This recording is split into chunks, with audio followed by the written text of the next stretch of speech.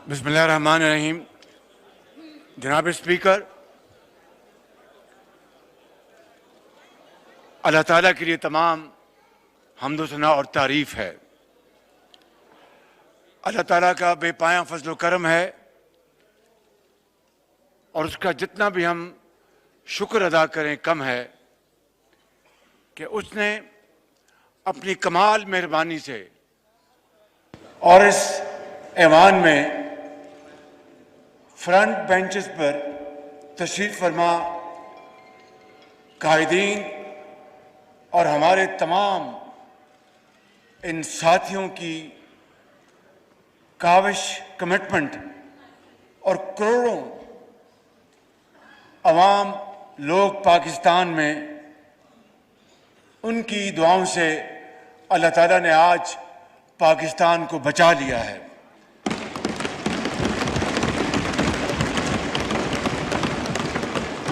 और जनाब स्पीकर, ये तारीख में पहला मौका है कि वोट ऑफ नो कॉन्फिडेंस की मोशन कामयाब हुई और हक की कामयाबी हुई और बातिल को शिकस्त हुई। मैं समझता हूं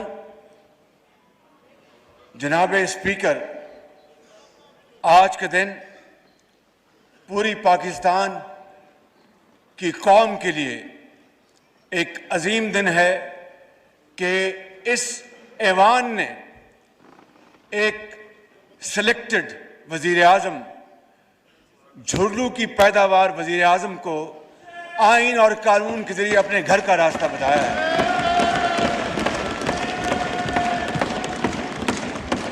और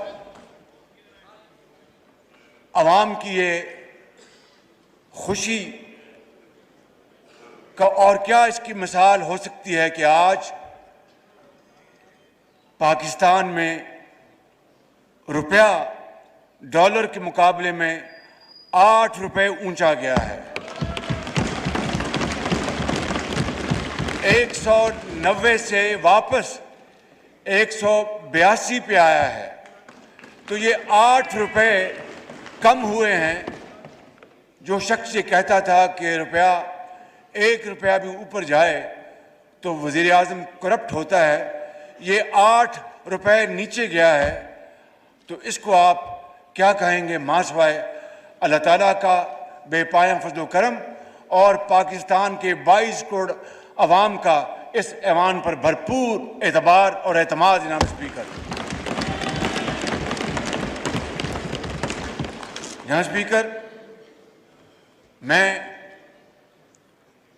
सुप्रीम कोर्ट ऑफ पाकिस्तान को अपनी तरफ से और पूरे इस ऐवान की तरफ से मुबारकबाद पेश करता हूं कि उन्होंने आइन शिकनी को कलअदम करार दिया और उन्होंने नजरिया ज़रूरत को हमेशा के लिए दफन कर दिया और आइंदा के लिए भी अब कोई नजरिया ज़रूरत का सहारा नहीं ले सकेगा। मैं समझता हूं कि हमें इस हवाले से वो दिन जब अदालत उज़्मा ने ये यूनानिमस फैसला दिया, उस दिन को पाकिस्तान की तारीख में आइन की सरबुलंदी और पार्लियामान की सरबुलंदी का दिन हमेशा मनाना चाहिए और उसको यादगार दिन तस्वर करना चाहिए। जनाब स्पीकर, आज भी आपने देखा और पिछले एक हफ्ते से ये ड्रामा चल रहा था और कितनी ढिठाई के साथ झूठ के ऊपर झूठ बोला जा रहा था कि पता नहीं कौन सा खत आया, कहां से आया, और उसमें उसके अभी तक कल भी यहां पर डिप्टी स्पीकर साहब ने कल भी वो खत लहराया और कहा कि ये ले ली, परसों जी ये ले लीजिए, और सेक्रेटरी साहब को कहा कि ये लीडर ऑफ द ऑपोजिशन को दिखा दें। ना मैंने वो खत देखा अभी तक, ना मुझे किसी ने दिखाया। ये है वो ड्रामा और झूठ और फ्रॉड जो इस ऐवान के साथ नहीं बल्कि पूरी कौम के साथ किया जा रहा है। इस हवाले से जनाब स्पीकर, मैं समझता हूं कि दूध का दूध और पानी का पानी हो जाना चाहिए।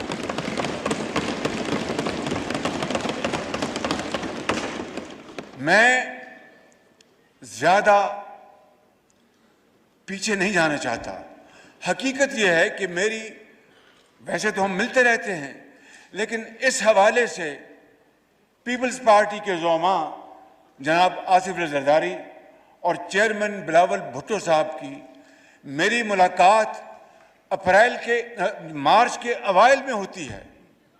ये 8 तारीख का जो फ्रॉड बयान करते हैं, मेरी इनसे मुलाकात तो उससे कई दिन पहले होती है और हमने आपस में ये तय किया कि हम इंशाअल्लाह इस बारे में मुशावरत करके फैसला करेंगे कि वोट ऑफ नो कॉन्फिडेंस को हम आगे लेके जाएं। चुनाचे 3 मार्च को मियां नवाज शरीफ मेरे कायद ने मुस्लिम लीग नून की सेंट्रल एग्जीक्यूटिव कमेटी की मीटिंग की। पीपल्स पार्टी ने अपने ताईं अपनी मीटिंग की और हमने बड़े डिस्कशन के बाद ये फैसला किया कि हम इस करप्ट इनकॉम्पिटेंट लेड बैक हुकूमत के खिलाफ हम वोट ऑफ नो कॉन्फिडेंस लेके आएंगे। फिर हम पीडीएम में गए और पीडीएम में इसका फैसला हुआ और इस तरह 8 मार्च को ये करारदाद जमा कराई गई। जनाब स्पीकर, ये कहते हैं कि खत 7 मार्च को आया। जिस तरह मैंने हकायक बताए हैं कि हमारी मीटिंग्स उससे कई दिन पहले हुई और हमारे फैसले उस दिन कई दिन पहले हो चुके थे, मैं समझता हूं कि मैं इस बात की मजीद तह में नहीं जाना चाहता। कौम को, पूरे पाकिस्तान के 22 करोड़ आवाम को इस बात का हक हासिल है, इस पार्लियामान के ऑनरेबल मेंबर्स के एक एक मेंबर को इस बात का पूरा हक हासिल है कि वो जानना चाहते हैं कि ये हकीकत है क्या, और अगर ये झूठ है जो यकीनन है तो फिर इस पार्लियामान के सामने आना चाहिए और पूरी दुनिया के सामने आना चाहिए ताकि ये बहस और ये डिबेट हमेशा के लिए ख़त्म हो जाए। इसलिए मैं आज आपकी तोसत से इस पार्लियामान की खिदमत में ये अर्ज़ करना चाहता हूँ कि मैं बतौर मुंतखब वज़ीर आज़म के पार्लियामान की जो सिक्योरिटी कमेटी है, वहाँ पे इन कैमरा इसके ऊपर कमेटी के ऑनरेबल मेंबर्स को पूरी ब्रीफिंग दी जाए, जिसमें मुसल्लह अफवाज के तमाम सरबराह मौजूद हों, जिसमें DG ISI हो, जिसमें हमारे फॉरेन सेक्रेटरी हों और जिसमें वो सफ़ीर हों जिन्होंने ये ख़त लिखा और उसके बाद ब्रसल्स उसकी ट्रांसफ़र हो गई। मैं समझता हूँ कि हमें फिलफौर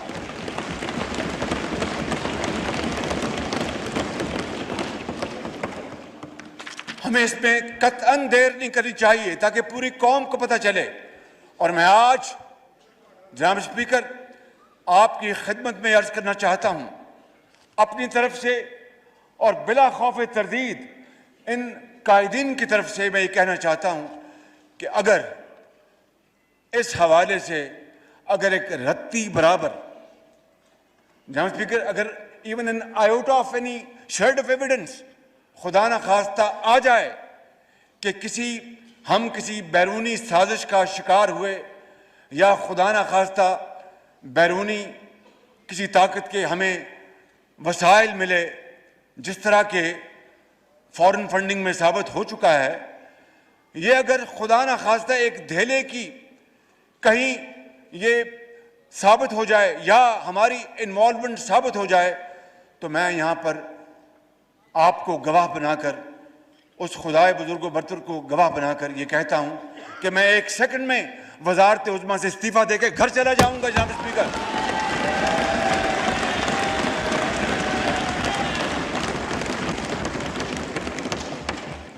इसलिए मैं समझता हूँ कि ये बहस आज ख़त्म हो जानी चाहिए।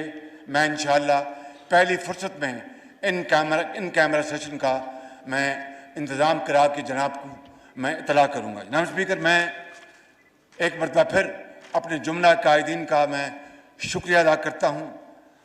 तमाम इत्तेहादी पार्टीज का शुक्रिया अदा करता हूँ, तमाम बाज़मीर अरकान का शुक्रिया अदा करता हूँ और मैं अपने कायद मियाँ मोहम्मद नवाज शरीफ को सलाम पेश करता हूँ कि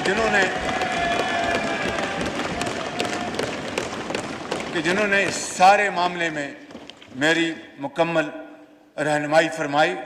और जनाब स्पीकर, बिलाशुबा हमें इस मौके के ऊपर हमें ज़राए अबलाग, सोशल मीडिया, तमाम सहाफ़ती इदारों, तंजीमों, प्रेस क्लब्स और सिविल सोसाइटी के उन आइन परस्तों, खौफ और लालच से बेनियाज उन अफराद को, उन जमातों को मैं समझता हूँ कि उनका भी हमें दिल की अथाह गहराइयों से उनका शुक्रिया अदा करना चाहिए कि उन्होंने इस बार, इस वक्त आइन और कानून का पूरा साथ दिया और ये जमहूरी अमल को आगे बढ़ने में पूरी मदद की। इस हवाले से मैं समझता हूँ कि मुल्क भर की वकला बरादरी, Pakistan bar council, supreme court bar association समेत तमाम बार्स का हम दिल की गहराइयों से शुक्रिया अदा करते हैं कि वो हमारे इस बैटल में हरावल दस्ता थे और उन्हें हर जगह हमारी उन्होंने पूरी तरह रहनुमाई की। और जब मौका मिला तो फिर वो सुप्रीम कोर्ट में आज खुद उन्होंने पिटिशन दाखिल की, सुप्रीम कोर्ट ने खुद सो मोटो एक्शन लिया। लिहाजा मैं पूरे मुल्क में कि तूलो अर्ज में फैले हुए लाखों वकला हजरात का मैं अपनी तरफ से और अपने कायदीन की तरफ से मैं शुक्रिया अदा करना चाहता हूँ। जनाब स्पीकर, मैं आता हूँ बड़े अहम मौजू के ऊपर। मैंने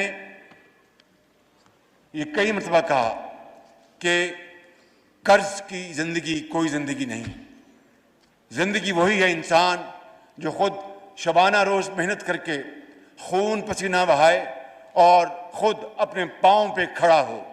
यही पैगाम अल्लाह ताला ने हमें कुरान करीम में दिया, यही सबक हमें नबी करीम सल्लल्लाहु अलैहि वसल्लम ने उसवा हसना से हमें दिया और यही कायद और इकबाल का पैगाम है।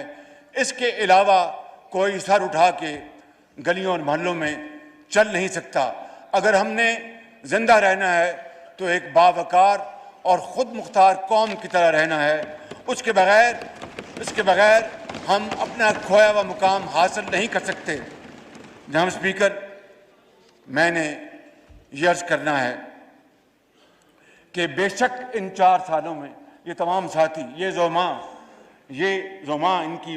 इनकी बेटियां, हमारी बहनें बेटियां जो यहाँ बैठी हैं और ये सब यहाँ पर लोग जिन्होंने जेलें अपना बर्दाश्त की और झूठे मुकदमात यानी चर्च और भंग जैसे झूठे मुकदमात बनाए गए। बताइए क्या कोई सोच सकता था कि खुदादाद मुल्क पाकिस्तान में इस तरह की जुल्म और ज्यादती और चीरादस्ती होगी? मगर ये हुआ और किसकी नाक के नीचे हुआ, किसकी हुकूमत के नीचे हुआ जो कहता था कि मैं एक नया पाकिस्तान लेके आऊँगा जहाँ पर इंसाफ का बोलबाला होगा। जनाब स्पीकर, मैं समझता हूँ कि आज हमें हर लिहाज से इस कौम का एहतराम करना होगा और उनका मुहाफ़िज़ बनना होगा। ना कोई गद्दार है और ना कोई गद्दार था। जनाब स्पीकर,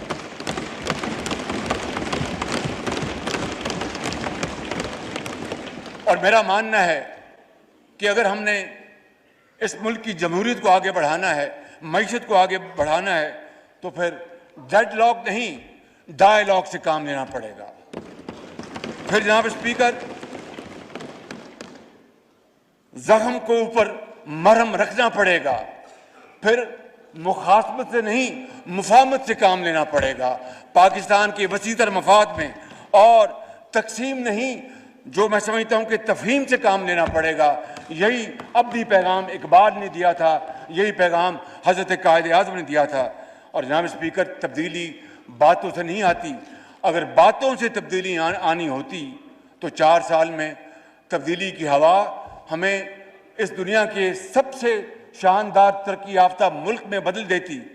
खुदा जाने ये कैसी तब्दीली की हवा चली कि हर चीज़ बर्बाद होकर रह गई, मईशत तबाह हो गई, माशरा तबाह हो गया, और माशरे के अंदर जहर घोल दिया गया, जिसको मैं आपको अर्ज करता हूं जनाब स्पीकर, अब साल लग जाएंगे उस जहर आलूदा पानी को साफ करने के लिए, कई साल लग जाएंगे, और वो इसके बगैर नहीं होगा कि हम में आपस में इत्तेफाक और इत्तेहाद होगा तो हम दोबारा इस मुल्क को उसके असल मंजिल की तरफ हम लेके जाएंगे।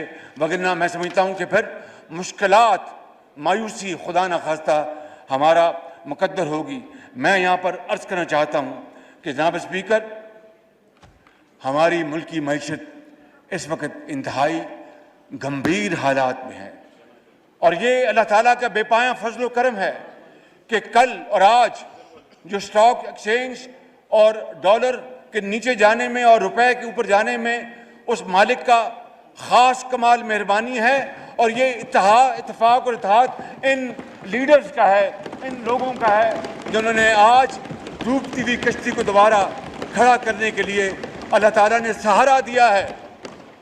तो मैं समझता हूँ कि इसके लिए हमें अंत तक मेहनत करना होगी, हमें खून पसीना बहाना होगा।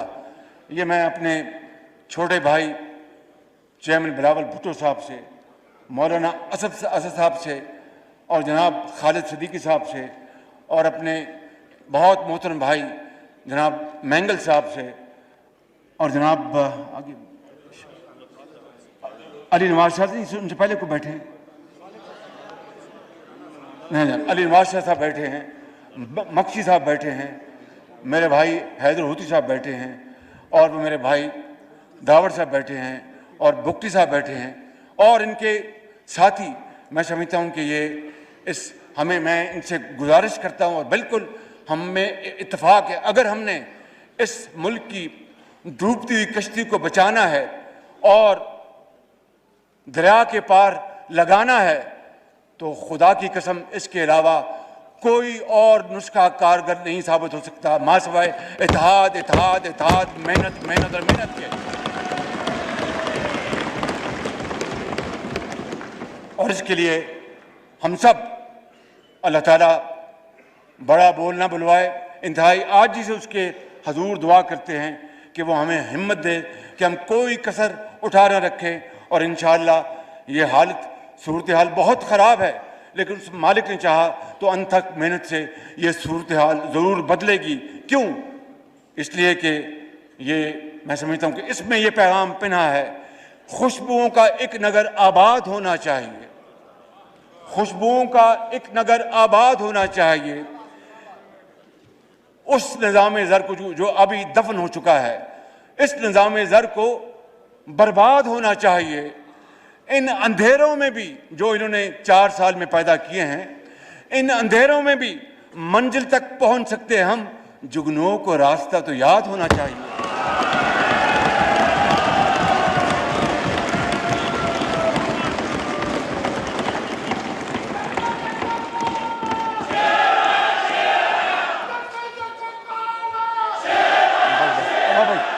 भाई बस भाई, और जनाब स्पीकर, ये पता है सबको, प्लीज जरा बात करने दीजिए। जनाब स्पीकर, आप चाहते हैं कि यहाँ, आप नहीं चाहते कार्रवाई चले, प्लीज आप नहीं चाहते कार्रवाई चले जी। Honourable prime minister.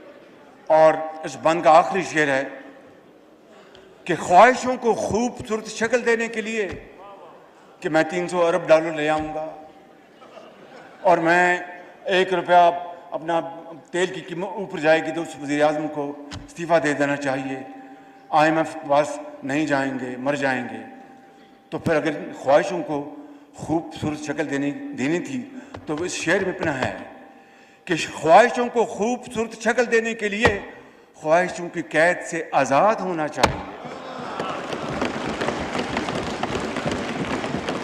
ख्वाहिशों को खूबसूरत शक्ल देने के लिए ख्वाहिशों की कैद से आज़ाद होना चाहिए, और जुल्म बच्चे जन रहा है कूचा बाजार में, अदल को भी साहिब औलाद होना चाहिए।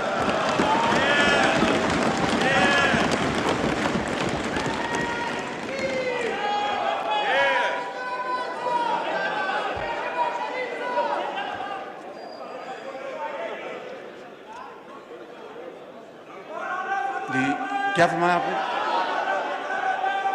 आपने कुछ फरमाया आपने?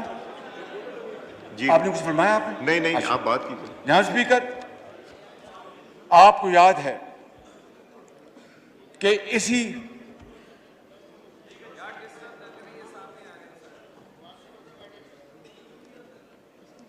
जी आपको याद है कि इसी फ्लोर पर फर्क ये था कि उस दिन मैं यहां पर था और साबिक वज़ीर आज़म यहां पर थे, और मैंने कहा था, और आप इस बात के गवाह हैं, पूरा ऐवान गवाह है, मैंने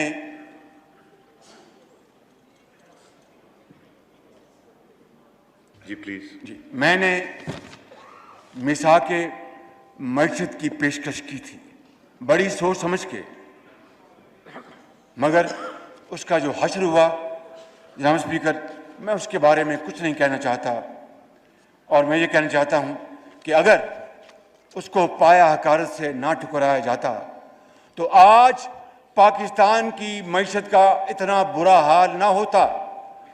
और फिर उससे अगले साल फिर मैंने दोबारा मिसाके मईशत की पेशकश की, उसका भी हशर नशर वही हुआ जो मैंने एक साल पहले किया था।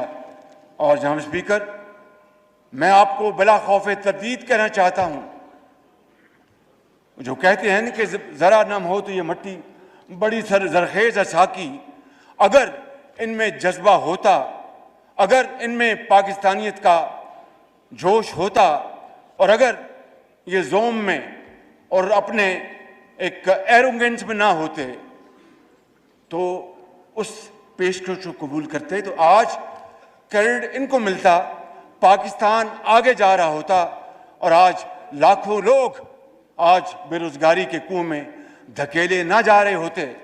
बहरहाल वो जनाब स्पीकर वक्त गुजर गया, मगर मैं आज आपको ये बताना चाहता हूं कि इस वक्त पाकिस्तान किन हालात से दो चार है। जनाब स्पीकर, दिल पर आप दिल थाम लीजिएगा, क्योंकि ये फैक्ट्स हैं, मैं इनको नहीं छुपा सकता। कौम को ये फैक्ट्स मुझे आज बताने हैं। पाकिस्तान बदकिस्मती से रवा माली साल में तारीख का सबसे बड़ा बजट खसारा करने जा रहा है, बजट डेफिसिट।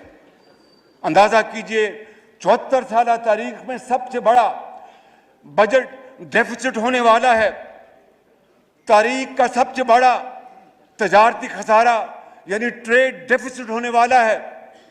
और जो करंट अकाउंट, जिसको जारी खातों को उर्दू में कहते हैं, बदकिस्मती से करंट अकाउंट डेफिसिट भी तारीख का सबसे बड़ा खुदा न खास्ता होने जा रहा है। महंगाई अपने अरूज पर है, 60 लाख लोग बेरोजगार हो चुके हैं और 2 करोड़ लोग खते इफलास से नीचे धकेले जा चुके हैं, और 1 करोड़ 35 लाख जिन उसमें बच्चे भी शामिल हैं। आज अगर ये बच्चे भूखे खुले आसमान के नीचे अगर सोते हैं तो जनाब स्पीकर, समझ नहीं आती कि इनको नींद कैसे आती थी कि यहाँ पर लाखों करोड़ों बच्चे भूख रोटी के बगैर सोते थे। ये किस तरह रात को सोते थे, किस तरह इनको इनका ज़मीर इनको इजाज़त देता था जी। लेकिन इन बच्चों का कर्ज अब हम सबको मिनहसुल कौम ये कर्ज हमें अदा करना होगा। 3.25 साल में जो अशिया की कीमतें जहां पहुंच गई हैं, कुछ सोच नहीं सकता था। आज एक आम आदमी को अपना जिस्म बरकरार रखना मुहाल हो चुका है जनाब स्पीकर। और तारीख के इन 3.25 सालों में जो अभी मैं फिक्र दूंगा, 3.25 सालों में जो कर्जे लिए गए हैं वो होशरुबा है। इंसान दंग नहीं, उसकी अकल मऊफ हो जाती है कि 3.5 साल में इतने खरबों के कर्जे लिए और ईंट एक नहीं लगी। तख्तियां के ऊपर तख्तियां लगी गई, तख्तियां बदली गई, चाहे वो सिंध की वादियां हैं या बलूचिस्तान है या KPK है या पंजाब है। अपनी तरफ से एक ईंट नहीं लगाई। और जनाब स्पीकर, शहीद लियाकत अली खान से लेकर 2018 में 71 साल में मजमूई तौर पर पाकिस्तान ने 2018 तक 25,000 अरब रुपए कर्ज लिए थे। सितम ज़रीफ़ी ये है कि इमरान नियाज़ी की हुकूमत के इस 3.5 साल या पौने 4 साल के इस अरसे में इसमें 20,000 अरब रुपए का इजाफा किया गया है, 20,000 अरब रुपए का, जो कि 80% इजाफा है पाकिस्तान की तारीख के कुल कर्जों का। जनाब स्पीकर, दिल दहल जाता है जब इस तरह की तस्वीर कशी होती है। मैं समझता हूं कि आपको ये भी इल्म है कि पिछले माह हमारे जो वसाइल, जो फॉरेन एक्सचेंज रिजर्व जो हैं बड़े स्केर्स, बहुत महदूद, उसमें $500 मिलियन की कमी आई और गुज़िश्ता इस हुकूमत ने गंदम और यूरिया को स्मगल करवाया और किसान बेचारे पूछते, यहाँ पर किसान बैठे हैं, वो करोड़ों किसान पाकिस्तान में वो मारे मारे फिरते रहे, उनको खाद नहीं मिली और उनके जो एजेंट्स थे, फ्रंटमैन, उनके ज़रिए महंगी तरीन खाद उनको दी गई। तो फिर ये कोई खबर नहीं है कि आज जो पाकिस्तान, खुदादाद मुल्क पाकिस्तान, जो नेट एक्सपोर्टर था गंदम और चीनी और दूसरे अशिया का, आज बदकिस्मती से नेट इंपोर्टर बन चुका है। आटा 35 से 100 रुपये पहुंच गया, चीनी 52 रुपये 2018 में 100 रुपये पे पहुंच गई। मैं क्या क्या आपको यहाँ पर बात करूं, क्योंकि मुझे यहाँ पर बड़ी अहम बातें करनी हैं। मैं सिर्फ ये बात करना चाहता हूँ कि इनके दौर में सनतों की चिमनियों से धुआं निकलना बंद हो गया और लाखों मजदूर बेरोजगार हो गए और ये लहलहाते खेत ये जर्द पड़ गए। इसलिए मैं आज अपनी तरफ से और इन ज़ौमां की हवाले से कहना चाहता हूँ कि आज इंशाअल्लाह हम तरक्की के एक नए दौर का आगाज़ कर रहे हैं और हम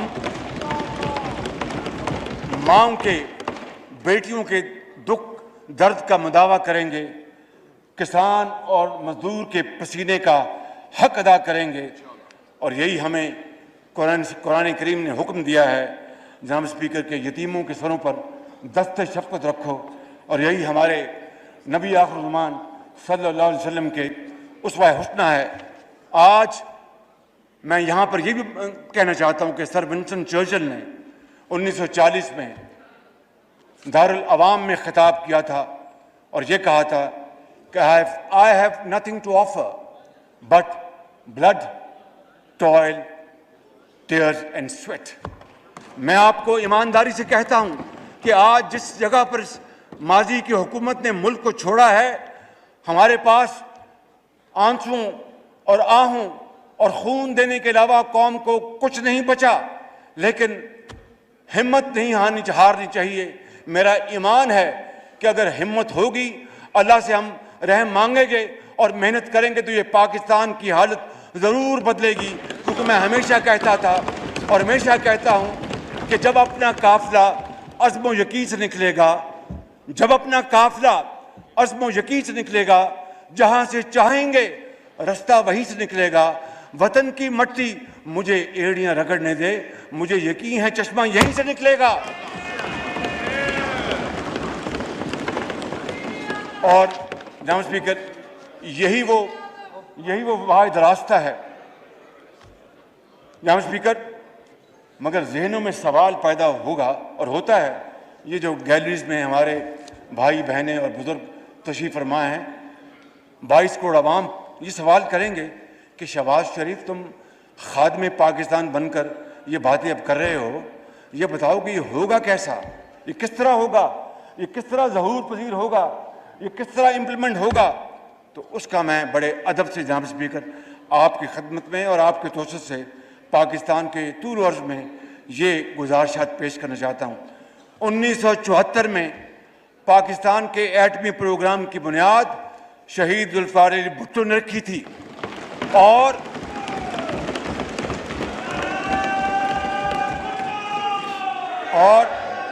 आप लोग प्लीज रिफ्रेन करें, एक सीरियस टॉपिक है, सीरियस इशू हो रहा है, तकरीर कर रहे हैं honourable prime minister of Pakistan, please अब एक्सेप्ट नहीं होगी आप लोगों के नारेबाजी। शुक्रिया। और मियां मोहम्मद नवाज शरीफ ने तमाम तर दबाव और लालच और तरगीब को बड़े अच्छे अंदाज में एक तरफ रखा। ये नहीं कहा एब्सोल्युटली रिजेक्टेड, ये नहीं कहा कि मिस्टर प्रेसिडेंट बहुत शुक्रिया आपकी इस इमदाद का 5 अरब डॉलर की, लेकिन पाकिस्तान के करोड़ों अवाम का जो आज अगर मैंने सर खुदा न खास्ता खाक में मिला दिया तो कौम मुझे माफ़ नहीं करेगी और ये 5 अरब डॉलर कोई हैसियत नहीं रखते। तो उन्होंने उस जुल्फ़िकार अली भुट्टो शहीद के उस प्रोग्राम को नुक्ता इंतहा तक पहुँचाया और पाकिस्तान की दफा को हमेशा के लिए नाकाबिल तस्खीर बना दिया। क्या जनाब आसिफ अली जरदारी इनके दौर में, सदारत के दौर में, क्या तमाम पार्टियों ने मिलकर 18वीं तरमीम नहीं की थी जिससे सूबों को इख्तियारात और वसाइल बेपनाह मिले? क्या हमने मिलकर मुतफ़क्का तौर पर NFC अवार्ड नहीं दिया था जो आज तक भी स्टे ऑर्डर पर चल रहा है? इनको तौफीक नहीं हुई कि NFC अवार्ड जो है नया वो कौम के सामने ले आते। क्यों? जज्बा नहीं था इत्तेहाद का, मिल बैठने का, रूखी सूखी खाने का और गिले गुजारे करके हर एक का इंसाफ के साथ हक देने का। अगर जज्बा होता, सादक जज्बा होता तो नया NFC अवार्ड आया होता। तो यह नया जो last NFC award was drawn in 2010 and in 2010 2010 में हुआ जो आज तक चला आ रहा है। तो क्या ये चीज़ अगर हुई तो आज जो तमाम मुश्किलात हैं उसके बावजूद हम आगे नहीं चल सकते? क्या तमाम स्टेक होल्डर्स ने मिलकर नेशनल एक्शन प्लान नहीं बनाया था? क्या पूरी कौम ने और तमाम स्टेक होल्डर मिलकर दहशतगर्दी के खिलाफ मुतफ़क्का बयानिया नहीं बनाया था? क्या हमने मिलकर पूरी कौम के साथ और मुशावरत के साथ इलेक्शन के इंतखाबी कवानीन नहीं बनाए थे? क्या हमने सब ने मिल के पाकिस्तान में CPEC के ज़रिए 30 अरब डॉलर की सरमायाकारी नहीं की थी? जनाब स्पीकर, अगर ये सब कुछ हुआ है तो फिर ये भी होगा इंशाअल्लाह। ये कौम बनेगी, अजीम कौम बनेगी, बड़ी ताकतवर कौम बनेगी और हम खड़े होंगे अपने पाँव पे।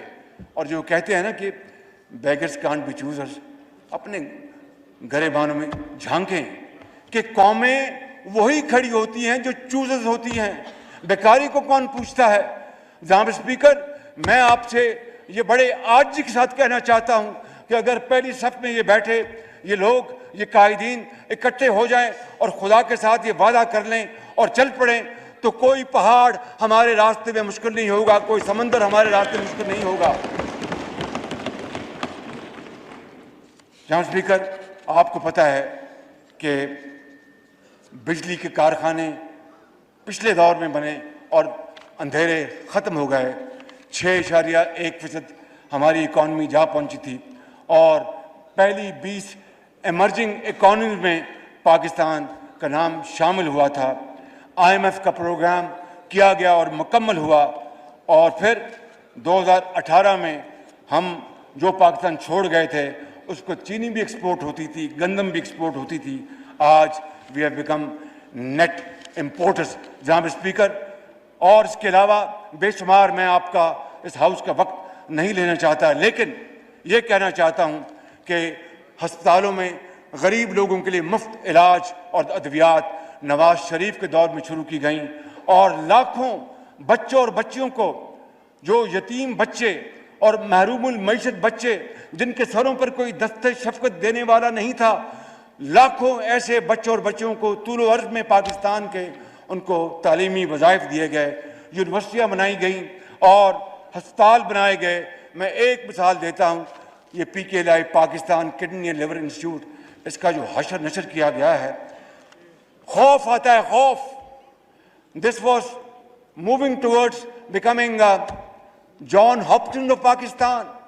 हर हवाले से, in every sense of the word, चाहे वो वहाँ पर बाहर से एक्सपर्ट्स, डॉक्टर्स, सर्जन्स, फिजिशियंस, उसकी वहाँ पर इक्विपमेंट, पैरामेडिक्स, किस किस चीज़ का मैं नाम लूँ, और उसके बाद सिर्फ इसलिए कि ये नवाज शरीफ के दौर में बना था, उसको बर्बाद कर दिया गया।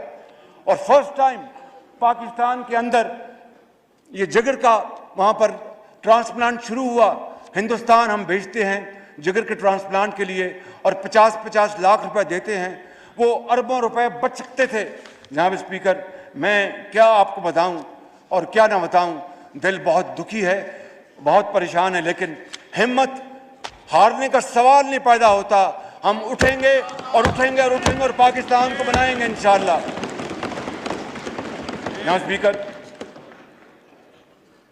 महंगाई के इस दौर में और तकालीफ के इस दौर में शायद रातों रात तो Rome was not built overnight, मगर हिम्मत करेंगे और आगे बढ़ेंगे इंशाअल्लाह, अल्लाह ताला मदद फरमाएंगे। मैं यहाँ पर सिर्फ इस वक्त गरीब आदमी, परेशान और बर्बाद हो चुका, मैं उनकी कुछ अशकशोई के लिए अपने तमाम इस कोलिशन गवर्नमेंट की तरफ से मैं ये कहना चाहता हूँ कि कम से कम माहाना उजरत बढ़ाकर 25,000 रुपये हम कर रहे हैं।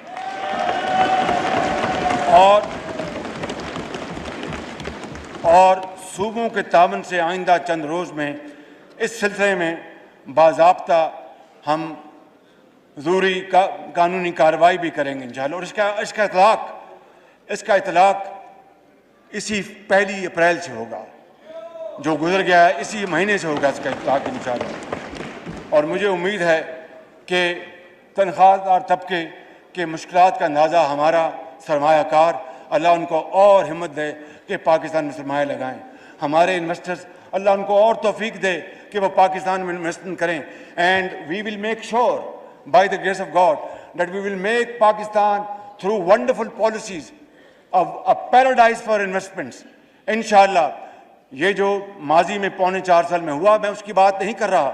मैं ये कहता हूँ कि सरमायाकारी के लिए इंशाअल्लाह हम इसको एक बहुत शानदार मुल्क बनाएंगे। और मैं उम्मीद करता हूँ और अपील करता हूँ अपने सरमायाकार हजरात से, सनतकारों से कि वो 1 लाख रुपए तक के जिनकी तनख्वाह है उनके लिए भी वो 1 अप्रैल से उनकी तनख्वाह में 10% उसमें इजाफा करेंगे इंशाअल्लाह। जनाब स्पीकर, पेंशनर्स जो हैं वो शदीद तकलीफ में हैं, क्योंकि पेंशन जो होती है उसके अंदर जो इन्फ्लेशनरी जो ट्रेंड्स होते हैं उसकी शायद इतनी स्पेस उनको नहीं मिलती। तो लिहाजा एक लगी बदी पेंशन में जब महंगी चीज़ें ख़रीदनी पड़ती है और अगर कोई सफ़ेद पोश हो तो फिर उसका खुदा हाफिज। इसलिए हमने ये फैसला किया है कि पेंशनर्स को इस साबका दौर में नज़रअंदाज किया गया, लिहाजा सिविल और मिलिट्री रिटायर्ड पेंशनर्स की हवाले से हम उनकी पेंशन में 10% का फिलफौर ऐलान कर रहे हैं और ये भी 1 तारीख से लागू होगा। अब इस शहर रमज़ान में हम रोज़ादार को हम क्या आसूदगी मुहैया कर सकते हैं जनाब स्पीकर, उसके लिए मेरे जहन में एक फार्मूला, आजमूदा फार्मूला है कि हम सूबों के साथ मिलकर हम इंशाअल्लाह पूरे पाकिस्तान की, अब जितने भी दिन रह गए हैं रमज़ान शरीफ के, पूरे पाकिस्तान की बाज़ारों और महल्लों में जो दुकानें हैं वहाँ पर रमज़ान पैकेज के हवाले से सस्ता आटा लेके आएंगे, ताकि वो जो सस्ता आटा होगा, ताकि वो सस्ता आटा जो होगा अगर उसमें फ़र्ज़ कर लीजिए 100 रुपया, 150, 2 रुपये बचत, 200 रुपये बचत होती है, तो वो बेचारा प्याज, टमाटर, दूध अपने बच्चों के लिए ख़रीद के ले आए। जनाब स्पीकर, हमने सस्ते तरीन बिजली के मंसूबे लगाए, इन्होंने महंगी तरीन एनर्जी, तेल, फर्नेस ऑयल लेके आए और LNG नहीं मंगवाई, जिसकी वजह से महंगी तरीन बिजली पैदा हो रही है। इससे ज़्यादा इस मुल्क का दिवालिया और किस तरह हो सकता है कि सस्ती गैस जो थी उसको ना लेके आए और महंगा तरीन तेल और फर्नेस ऑयल लेके आए, जिससे कि यकीनन बिजली महंगी होनी थी और उसने हमारी बिजली को महंगा किया और कारखानों की और एक्सपोर्टर्स की उन्होंने तबाही कर दी। मैं समझता हूँ कि इसको हम इंशाअल्लाह ज़रूर पूरी कोशिश से एड्रेस करेंगे। जनाब स्पीकर, ये ऐवान वफाक पाकिस्तान का एक खूबसूरत बुके है, गुलदस्ता है। इसमें चारों सूबों की नुमाइंदगी है और मैं समझता हूँ कि बतौर मैं पहले पाकिस्तानी हूँ, पहले उसके बाद कोई और हूँ। मैं समझता हूँ कि ये वक्त की आम तरीन ज़रूरत है कि छोटे सूबे जहाँ पर तरक्की जो है वो मफकूद है, उसके जो भी वजूहात थी और वो तरक्की की दौड़ में दूसरे सूबों के मुकाबले में पीछे रह गए, मेरा ये ईमान है, ये मेरा an article of faith with me कि पंजाब बड़ा भाई ज़रूर है मगर पंजाब पाकिस्तान नहीं है। पाकिस्तान सिंध, बलूचिस्तान, पंजाब और मेहरान की वादियाँ और KPK है। इसलिए जनाब स्पीकर, अगर ये तीन सूबे पंजाब के हम पल्ला आगे नहीं जाते तो वो फिर पंजाब की तरक्की है, पाकिस्तान की तरक्की नहीं है। मैं ये ऐलान करना चाहता हूँ कि हम पाकिस्तान की तरक्की करेंगे। ये खादिम पाकिस्तान आपसे वादा करता है कि हम चारों सूबों को साथ लेके चलेंगे और आगे बढ़ेंगे इंशाअल्लाह ताला।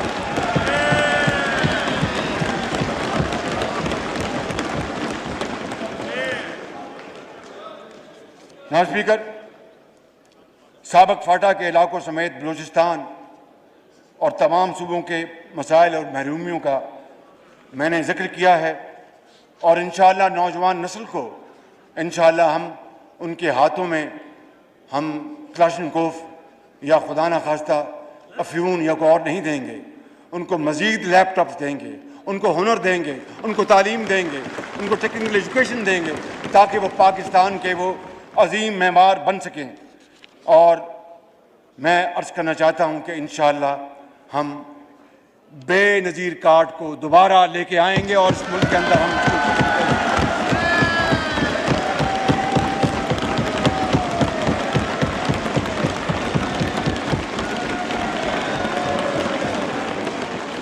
जब 2008 में पीपल्स पार्टी की हुकूमत आई और बेनज़ीर शहीद कार्ड का इजरा हुआ, उसके बाद जब मुस्लिम लीग नून की हुकूमत आई तो नाम बेनज़ीर कार्ड ही रहा।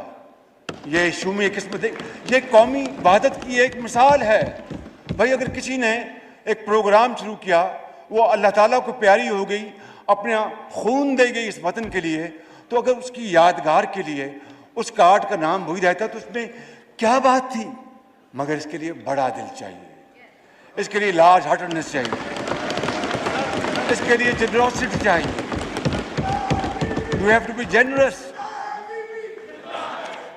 तो जनाब स्पीकर, और फिर इंशाअल्लाह इस प्रोग्राम को बेनज़ीर कार्ड प्रोग्राम को हम इंशाअल्लाह मज़ीद वसअत देंगे और इसको तालीम के साथ मुंसलिक करेंगे ताकि जिनको स्टाइपेंड मिलता है, जिन लाखों करोड़ों बच्चों और बच्चियों को ये स्टाइपेंड मिलता है, उनके बच्चे स्कूलों में जाएं।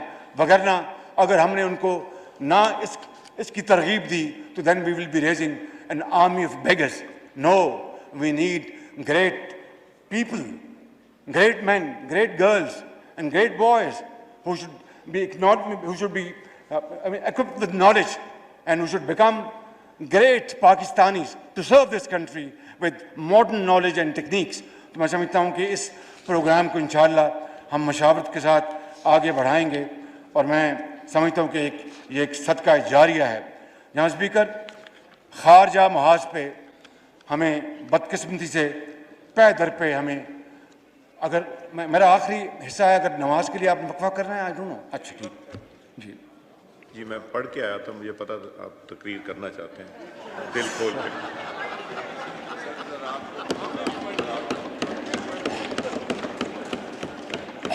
जनाब स्पीकर, खारजी महाज पे बेपनाह नाकामियाँ का सामना करना पड़ा और ना हमारे स्ट्रेटेजिक पार्टनर्स हमारे साथ रहे, दोस्त हमें छोड़ गए और कश्मीर के मसले के हवाले से हम बिल्कुल खामोश होकर बैठ गए।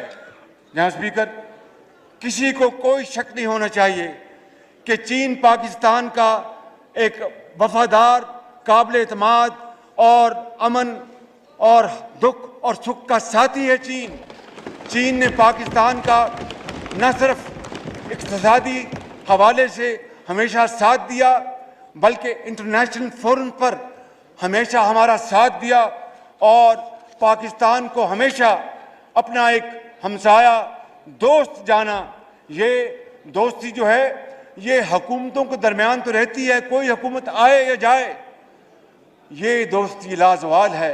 क्यों कि ये दोनों ममालिक के अवाम के दिलों में बसती है। लिहाजा कोई कुछ कर ले, चीन की पाकिस्तान की दोस्ती कोई हमसे छीन नहीं सकता। और पिछली हुकूमत ने इस दोस्ती को कमज़ोर करने के लिए और इस दोस्ती में ज़ौफ़ पैदा करने के लिए जो कुछ किया वो बड़ी एक तकलीफ दे दास्तान है। बतौर एक पाकिस्तानी और बतौर हम सब पाकिस्तानी इस बात पे हमें बहुत अफसोस है कि इस हुकूमत ने क्यों इस तरह का काम किया कि जिससे कि पाकिस्तान का दरीना दोस्त हमसे दूर हो जाए। यहाँ स्पीकर, मैं आपको यहाँ पर ये कहना चाहता हूँ कि ये दोस्ती ये शानदार दोस्ती है और ये लाजवाल है और ये क़यामत तक कायम रहेगी। कहा कोई कुछ कर ले, ये क़यामत तक कायम रहेगी। और मैं आपको बड़ी आजिज़ी के साथ ये यकीन दिलाता हूँ अपने साथियों के साथ और उनके भरपूर तावन और दोस्ती के साथ और सपोर्ट के साथ कि हम CPEC को इंशाअल्लाह अब पाकिस्तान स्पीड से चलाएंगे, आगे चलाएंगे, बढ़ाएंगे और अजीम करेंगे।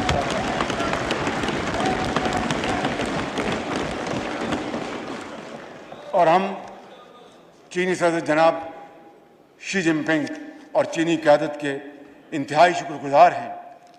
जनाब स्पीकर, सऊदी अरब हमारा एक दरीना बरादर मुल्क, इंतहाई शफीक मुल्क है। मैं आपको आज ये बताना चाहता हूँ, जब पाकिस्तान ने हिंदुस्तान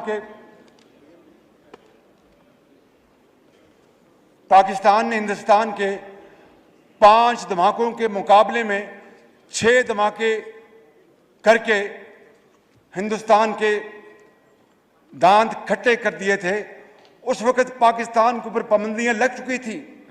और मैं वज़ीर आज़म नवाज शरीफ के साथ सऊदी अरब में था और उन्होंने कहा कि आप फिक्र ना करें, आप इस वक्त मुश्किल में हैं, आपने अपने एटमी धमाका किया अपने दफा के लिए, आप फिक्र ना करें, आपकी तेल की ज़रूरियात हम साल पूरा करेंगे, आपको कोई फिक्र होने की ज़रूरत नहीं है। ये है वो सऊदी अरेबिया। और उस हवाले से फिर जनाब स्पीकर, वज़ीर ख़ारजा ने जो बयान दिया कि we can negotiate Kashmir problem without Saudi Arabia. कितने दुख की बात कि वो मुल्क जहाँ पर खाना खुदा है, जहाँ पर रोज़ा रसूल है, जहाँ पर पाकिस्तान नहीं अरबों मुसलमान दुनिया से वहाँ जाते हैं और खाना खुदा में झुकते हैं और रोज़ा रसूल पे हाज़िरी देते हैं। और वो सऊदी अरब जिसने हमेशा हमारा साथ दिया, जनाब स्पीकर, उनके बारे में इस तरह की बात करना ये कुछ सोच नहीं सकता था। लिहाजा मैं समझता हूँ कि हमें उस जुमले के ऊपर बहुत अफसोस है और हम सऊदी अरब की फ़राग़ दिलाना, शफ़ीकाना मोहब्बत, दोस्ती और इमदाद को ज़िंदगी भर नहीं भूलेंगे। हम ख़ादिम हरमैन शरफ़ैन जनाब सलमान बिन अब्दुल अज़ीज़ और वली अहद शहज़ादा मोहम्मद बिन सलमान आले सऊद के मशकूर हैं और उनका शुक्रिया अदा करते हैं कि वो इस मुश्किल की घड़ी में पाकिस्तान के साथ हमेशा की तरह खड़े रहे। इसी तरह तुर्की के साथ पाकिस्तान के अजीम रिश्ते हैं, लाजवाल रिश्तों में ये दोनों ममालिक जुड़े हैं। और जनाब रजब तय्यब अर्दवान की सरबराही में तुर्की ने जो तरक्की की है वो बेमिसाल है। और तुर्की वो मुल्क है जनाब स्पीकर जिसने ना आओ देखना ताओ, जब कश्मीर की आज़ादी की बात आई तुर्की सबसे पहले आगे था और पाकिस्तान के साथ हमेशा खड़ा रहा। मैं समझता हूँ कि हमें अपने बामी ताल्लुकात को और आगे बढ़ाना है। UAE, मुत्तहिदा अमारात, हमारे हमसाए ममालिक बहुत हमारे अच्छे शफीक, हमदर्द, दोस्त हमारे ये ममालिक हैं। मैं समझता हूँ कि इन्होंने हमेशा पाकिस्तान का साथ दिया, हम इनके भी बहुत मशकूर हैं। इसी तरह कतर हो, कवैत हो, ओमान हो, तमाम खलीजी ममालिक, तमाम मशरक़ वस्ता के ममालिक, हमारे उनसे हमेशा अच्छे ताल्लुकात रहे और उनको हम आगे बढ़ाएंगे। ईरान हमारा हमसाया बरादर मुल्क है और ईरान के साथ हमें मज़ीद ताल्लुकात को बेहतर उस्तवार करना है और तजारती ताल्लुकात को भी आगे बढ़ाना है। जनाब स्पीकर, यूरोपियन यूनियन, जहाँ पर हमारा जो पाकिस्तान की जो टेक्सटाइल की एक्सपोर्ट्स हैं 50% is shipped towards European union, और उसके बारे में उसको मतून करना अपनी ज़ात के लिए, जो वज़ीर आज़म अभी जो इस हाउस से उनको अदम एतमाद के वोट से उनको रुखसत किया गया, उन्होंने क्या बयान दिया, मेरे मुंह में वो अल्फाज नहीं आ सकते कि एक उनका क्या बिगड़ा, उनका क्या बिगड़ेगा। बिगड़ेगा हमारा अपना। कितनी मेहनत से अपना लूम्स में धागा बनता है, कपड़ा बनता है, एक्सपोर्ट होता है। तो मैं समझता हूँ कि हमें उनसे भी अच्छे ताल्लुकात बनाने हैं और GSP प्लस की तजदीद करानी है नेक्स्ट ईयर। मैं समझता हूँ कि इसी तरह जनाब स्पीकर, हमें बरतानिया, जिसके साथ हमारे तारीख़ी ताल्लुकात हैं, और ये हकीकत है कि बरतानिया ने पाकिस्तान के अंदर जमहूरियत को हमेशा सपोर्ट किया। डेफिड उनका जो इदारा है, अरबों डॉलर, अरबों पाउंड्स उन्होंने सारा साल में पाकिस्तान के चारों सूबों में तालीम और इलाज के लिए दिए हैं। पाकिस्तान के लाखों लोग वहाँ पर आबाद हैं। So what ever happened in London has an impact in Islamabad and vice versa. इसलिए मैं समझता हूँ कि बरतानिया के साथ हमें दो तरफा ताल्लुकात को और आगे बढ़ाना है। और जनाब स्पीकर, अमेरिका के साथ पाकिस्तान के ताल्लुकात तारीख़ी हैं, इसमें उतार चढ़ाव आते रहे, इसमें कोई शक नहीं। कभी कोई ऐसा मौका था जबकि ताल्लुकात बहुत अच्छे थे, कभी ऐसा मौका था जब ताल्लुकात कन्फ्यूजन की नज़र हो गए, इख्तलाफात हुए। लेकिन क्या इसका मतलब यह है कि हम ताल्लुकात बिगाड़ लें? मैं समझता हूँ कि नहीं। हमें बराबरी की सतह पर, अमेरिका बराबरी की सतह पर हमें अमेरिका से अपने ताल्लुकात इस्तवार हमें करने होंगे। और अमेरिका भी पाकिस्तान की एक्सपोर्ट जो हैं इन बिलियंस ऑफ डॉलर्स हैं। तो मैं समझता हूँ कि आज की डिप्लोमेसी जो है, it is dependent upon your economic strength. तो अगर हमारी इकोनॉमिक स्ट्रेंथ नहीं होगी तो हमारी ये डिप्लोमेसी जो है वो किसी काम की नहीं होगी। इसलिए जनाब स्पीकर, हमें इस बात का बड़ा हमें ख्याल रखना चाहिए। अफ़गानिस्तान हमारा हमसाया मुल्क है और वहाँ पर आज करोड़ों लाखों मुसलमान वहाँ पर आज शदीद मुश्किलात में वो ज़िंदगी बसर कर रहे हैं। हमें उनके लिए एक आवाज़ और एक ज़ुबान के साथ उनके हक़ में बात करनी चाहिए कि उनको खुराक मिले, अद्वियात मिले। वहाँ पर कैद साली का ख़तरा है, खुदा न खास्ता हालात ख़राब हुए तो there will be massive exodus from Afghanistan to neighbouring KPK। तो KPK ने कब और पाकिस्तान ने कब एक अच्छा मेज़बान नहीं बनना पसंद किया? लाखों अफगानियों को हमारे बहादुर गयूर KPK के अवाम ने उनको घरों में बसाया, रखा, खाना दिया, अद्वियात दी, भाई बनाया और मदीना शरीफ की मिसाल उन्होंने याद ताज़ा की। मगर हमारे महदूद वसाइल हैं, हमें अफ़गानिस्तान में अमन चाहिए ताकि वहाँ से लोग खुदा न खास्ता ना उठे। लिहाजा हमें हर फोरम पर उनके लिए हमें बात उठाना होगी। जनाब स्पीकर, मैं आखिरी 2 पॉइंट्स बात करना चाहता हूँ और वो सेकंड लास्ट पॉइंट है भारत। क्या हमें पाकिस्तान से ही बदकिस्मती से, बिकॉज नेबर्स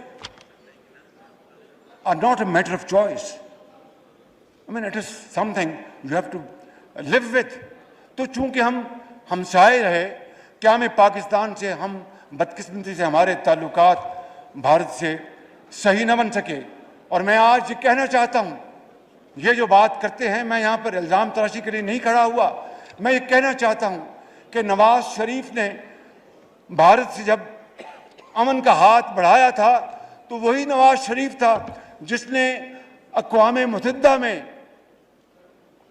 असेंबली में वहाँ पर जाकर कश्मीरियों की हक़ खुद इरादियत, उनकी आज़ादी के लिए एक ज़ोरदार, बहुत शानदार, इंस्पायरिंग तकरीर की थी। और आज जो गासबाना कब्जा किया गया अगस्त 19 में आर्टिकल 370 को ख़त्म कर दिया गया, तो मासवाए ये श्रीनगर रोड के अलावा और हमने क्या किया?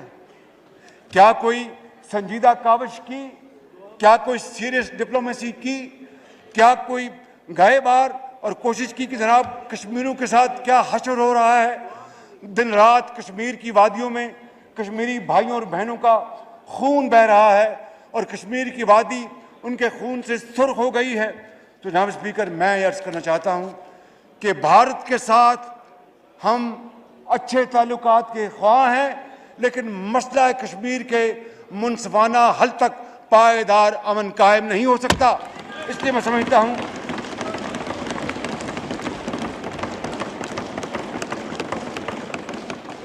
और हम कश्मीरी भाइयों और बहनों के लिए हर फोरम पर आवाज़ उठाएंगे, डिप्लोमेटिक एफर्ट्स करेंगे, उनको डिप्लोमेटिक सपोर्ट देंगे, मॉरल सपोर्ट देंगे। ये हमारा हक है, वो हमारे भाई हैं।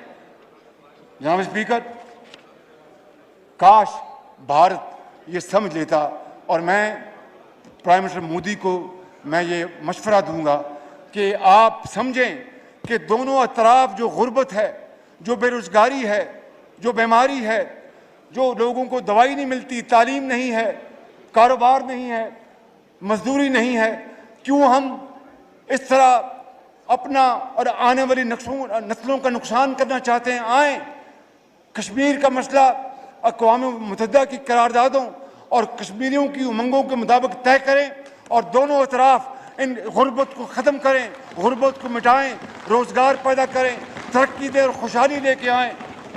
और इसी तरह जनाब स्पीकर, हम फ़लस्तीन के भाइयों के लिए हम दिन रात उनकी हक़ खुद इरादियत, हक़ खुद मुख्तारी के लिए हम आवाज़ उठाते हैं और उठाते रहेंगे, उनके हकूक़ के लिए आवाज़ उठाते रहेंगे। जनाब स्पीकर, मैं आखिर में ये कहना चाहूँगा,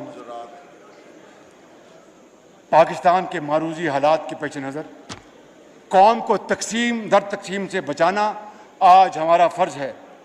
हमें बिला ताख़ीर कौमी यकजहती की तरफ बढ़ना होगा और इख्तिलाफ़ात की लकीर को ख़त्म करना होगा।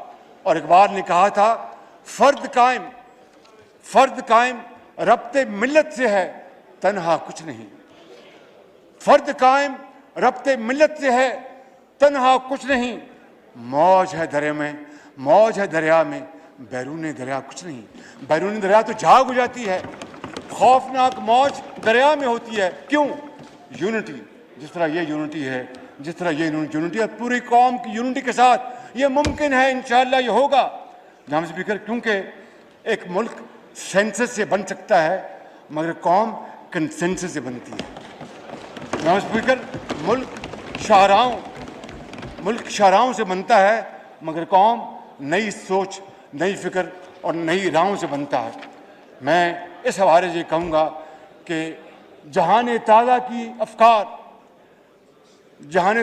अफ़कार ताज़ा से है नमूद के संगो खिच से होते नहीं जहाँ पैदा। कायदे आज़म जिंदाबाद, पाकिस्तान जिंदाबाद।